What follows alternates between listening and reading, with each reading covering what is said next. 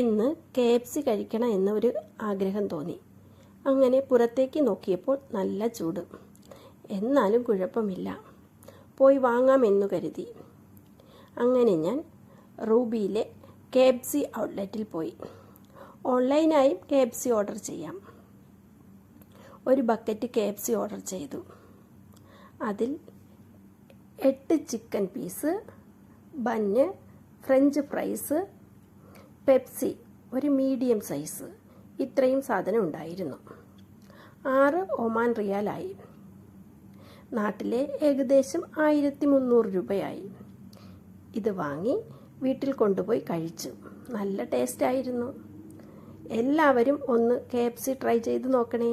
എൻ്റെ ഇഷ്ട ഫുഡിൽ ഒന്നാണ് KFC.